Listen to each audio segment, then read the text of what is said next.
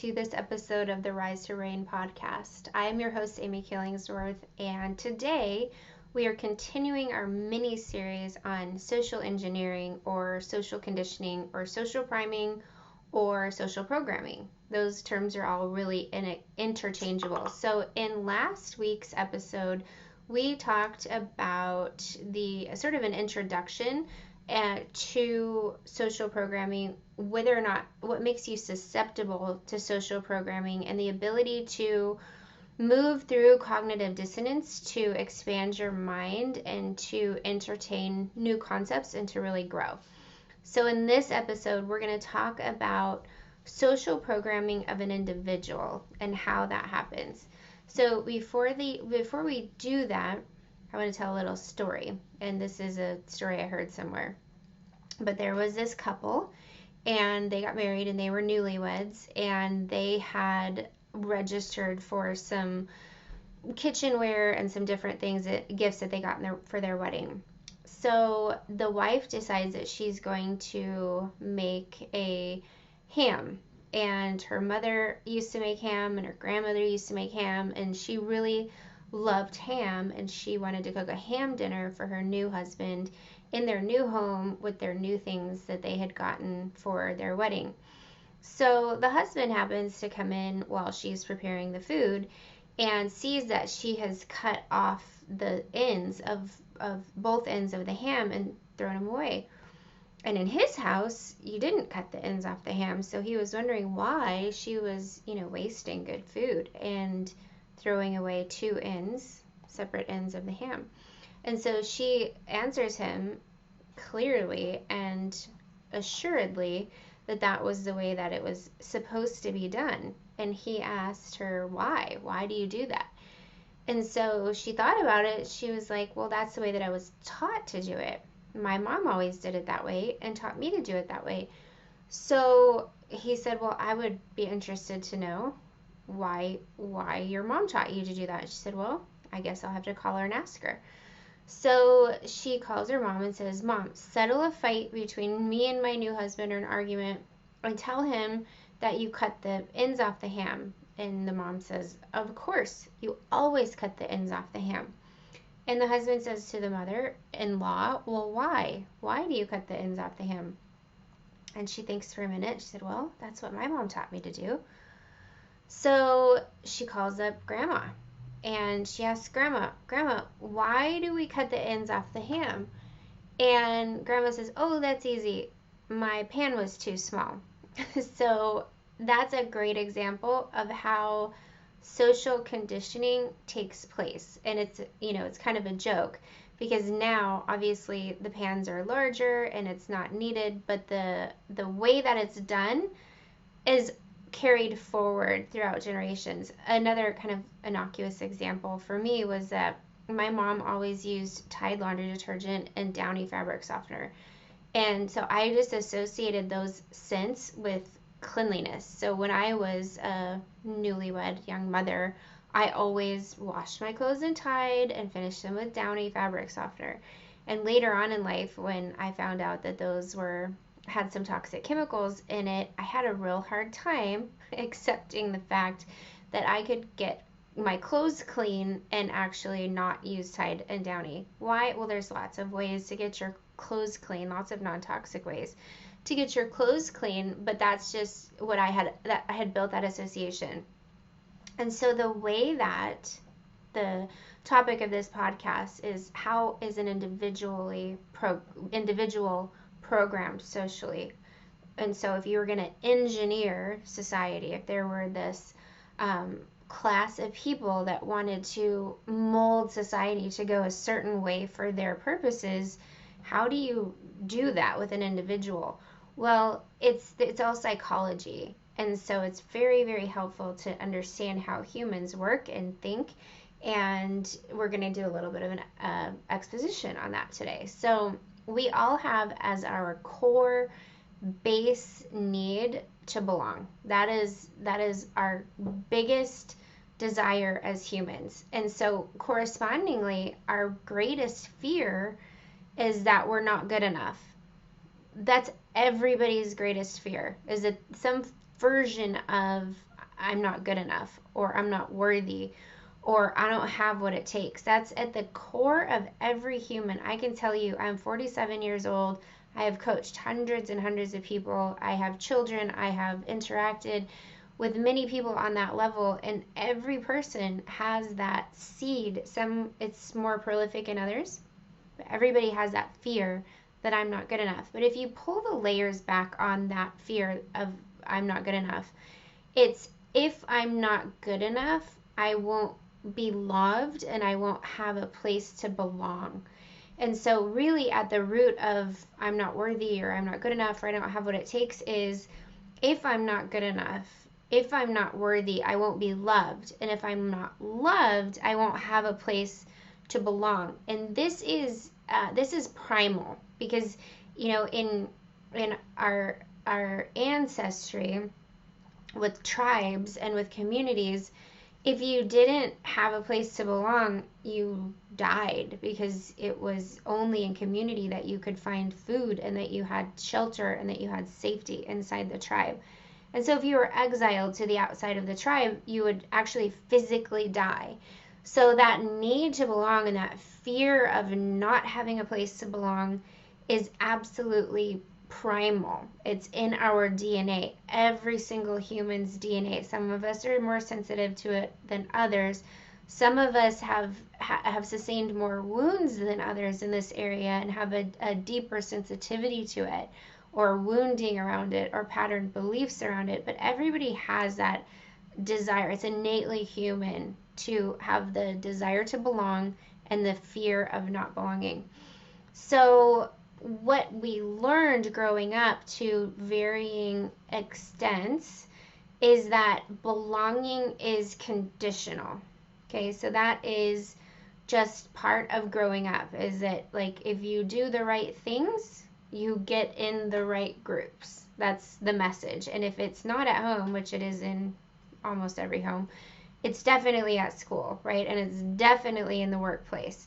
And so knowing that every human has this intense desire to belong is a great place for marketers on the micro and on the macro, and also social engineers, the people who are people in organizations that are actually pulling the strings of society to get politics and education and government to go in certain directions for very specific purposes, understand that human need for belonging, and they exploit it.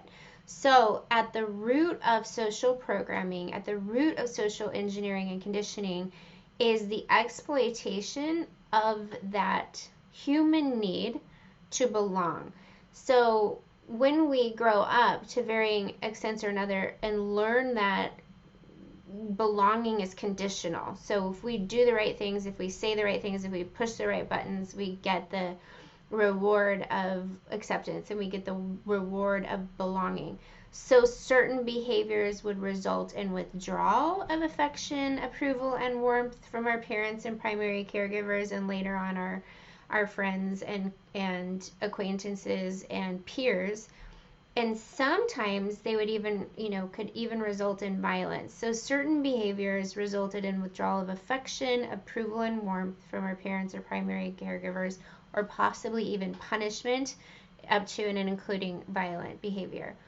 So because our parents and caregivers kind of ran hot and cold, or maybe we dealt with like outright neglect or abandonment, rejection, abuse, which many of us did in more subtle forms or overt forms, we all, as smart, incredibly bright humans with a incredible amount of capacity, began to study our caregivers and our parents to ascertain what behaviors would appease them. So we all did this. We all did this and continue to do this. It's like ingrained, but it starts in childhood. And so we have the intense desire to be accepted and to belong. So our brains are looking for the patterns. Our brains are looking for the data that will get us the reward to avoid the pain of rejection. So children, here's the problem. Children really need to have their intuition nurtured. That is really the primary job of a parent or caregiver, in my opinion, is to foster a relationship with the Holy Spirit, with the teacher, with the wise guidance inside a child, as well as teaching them how to connect to and trust that guidance, that discernment, sharpen discernment, develop intuition, the God-given ability to know what the truth is, to discern the truth from the lie. We all have it.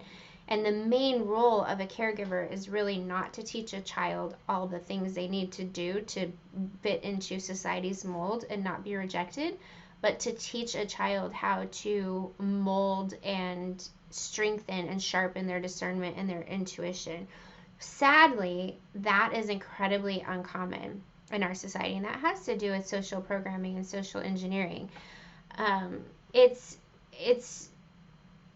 clear that most of us experience shame and self-suppression instead of love and acceptance that is our birthright. So you're lovable and you're worthy of acceptance and belonging. I don't care who you are. I don't care what you've done. You are, because you're a child of God. And just by you existing, you're worthy of love and belonging. That is your birthright. Love and acceptance and belonging is your birthright. But most of us experience the opposite of that, which is shame, what's wrong with me, and self-suppression, rather than having our intuition nurtured. So as a result of that, instead of our unique original design, our boundaried higher self emerging as we grow, we learned these patterns of behavior, or these styles of relating. And we also learned to accept the generational patterns and the beliefs and the ideas, like the ham, right? We learned to just do what our parents did, and our parents were just doing what their parents did. And so these patterns just sort of trickle down, if you will. And we're expected to just accept them with zero space to question and to entertain cognitive dissonance and to form our own way of thinking. So I homeschooled my children for 7 years, and my whole ethos around homeschooling was not to teach them facts and figures or what to think or what to know, but to spark creativity and to spark imagination and to teach them to ask good questions and go in search of the answers, because that's really what is at the core of being human, is thinking critically and deciding what we give our sovereignty and deciding what we give our agency to and deciding what we're going to align our free will agreement with. An agreement is so powerful. And if you haven't listened to my sovereignty podcast, there's a series that I did back in June of 2022 on sovereignty, consent, and blame. And I talk about the will and how what makes us made in the image of God is the free will and the sovereignty that he grants us. We're different in all of creation than any other creature with that aspect alone, and that's our co-creative power. So what you give your focus to, what you give your attention to, what you give your agreement to is what you call into reality. And the problem is that is stifled. That is sort of at the crux of the social conditioning or the social programming mechanism of control, is really stifling and crushing the critical thinking skills and the public discourse that leads to critical thinking, to decide what you believe and what you're gonna, of your own free will, join your sovereignty to, or give your attention to, or accept as truth. Okay, so now as a collective, humanity is struggling with the consequences of unquestioning obedience. That's happening right now. Everything that you see around you, all the turmoil and the upheaval, which it's impossible to, argue that that is a part of our reality in our world and our society right now.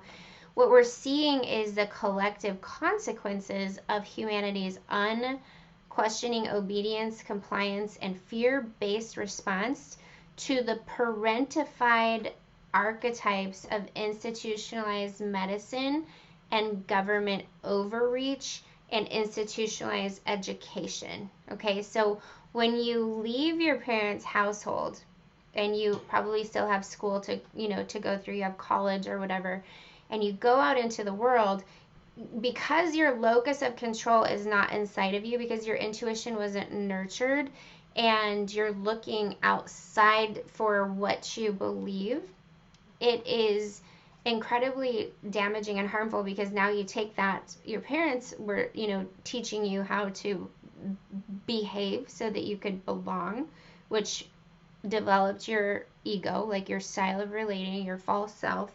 And so then you project that onto college, and then you project it onto your boss. And we also project it onto institutionalized education, institutionalized medicine, and the government overreach. When you're not sovereign, and when you don't have your own firm belief system, somebody else will do it for you. If you don't exercise sovereignty, somebody else will do it for you. And right now, what we see happening is that the government is doing that. The government is overreaching and co-opting or commandeering the individual's sovereignty and saying, you have to do this, you have to do this way, you have to do this that way. The really interesting thing is that we see so many people are actually agreeing with and perpetuating the narrative and partnering with the overreach of government, institutionalized education, institutionalized medicine. Why is that? Why do people do that? Well, it's because that the conditional love, acceptance, and belonging in childhood, most people have developed a style of relating, which is a collection of behaviors leveraged to gain love and belonging and avoid rejection. So the aggregate of these behaviors is your personality. But when you threaten to take acceptance away, that's all the institutionalized entities have to do, is threaten to take belonging away, or threaten to take acceptance away. And then all of a sudden, it's like a dog whistle, right? Like you almost have automatic compliance, because you're triggering that fear, the fear of being put out of the group. So your personality is like this collection of ways to behave to not be rejected, or ways to behave to fit in or belong. Okay. And your personality is the way it is because it's worked in survival mode, focused on really protecting you from rejection, abandonment, and betrayal in the face of conditional love and acceptance.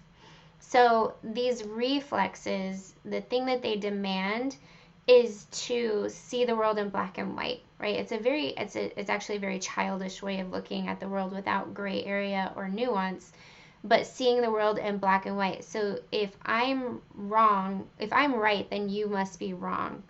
Or, if I'm wrong, then you must be right. So it's one or the other. It's black and white. The reflex is a personality that is guarding against rejection and trying to find the pattern or the data or the codes that will unlock acceptance, love, and belonging.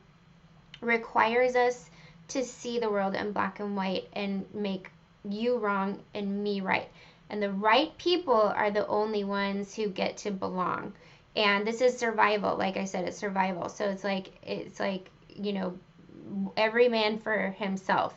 Dog eat dog. I'm going to do what I need to do to make sure that I fit in and belong. And it works. It actually works. And so we gather together with all the people that are like us, like all the people that believe like us.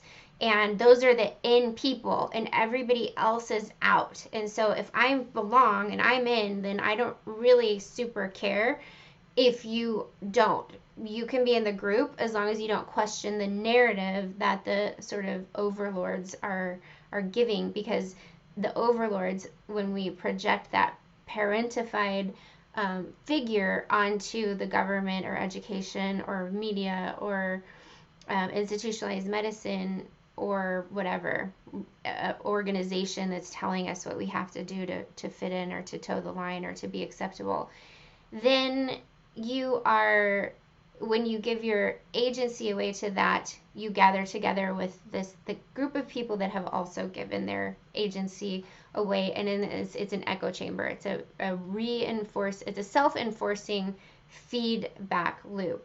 And like I said, it works for survival because you have your little group and you are able to coalesce and gather together, which kind of shields you against rejection and abandonment and being on your own. But it keeps you from connecting to your feelings, to your intuition, to your critical or original even thought, and even to God. And that is the tragedy of it, is because the input is coming from somewhere else, outside in, rather than inside out. And we haven't developed the strength and the tools and the ability to stand against the crowd or against the narrative and say, you know what, this is what's true, and I'm willing to stand alone if I have to in the truth. And that, my friends, is how an individual is patterned or programmed, starting in their family of origin, and then as they go through the institutionalized education system into the workforce, etc. Okay, so let me just point out that these styles of relating or personalities leave the home and play out in marriages, creating new homes wherein the cycle repeats. Church organizations, workplaces. So our social structure serves to reinforce our patterns of survival, which is dancing and appeasing and trying to anticipate what will get us in the in-group and make us belong and meet the expectations so that we avoid rejection and receive that crumb of love, approval, and belonging. Which, if it's conditional, it really isn't love and approval and belonging in the first place. It's something else. Okay, so that is it for this episode of the Rise to Reign podcast. And next week, we're going to continue our mini-series on social programming and social conditioning by talking about the engineers. So we talked about what is social programming, conditioning, and how an individual is programmed socially. And next week, we're going to talk about who is doing the programming. Who are these engineers that are actually maybe masterminding all of that? Okay, my friends, thank you so much for listening, and I'll see you next week.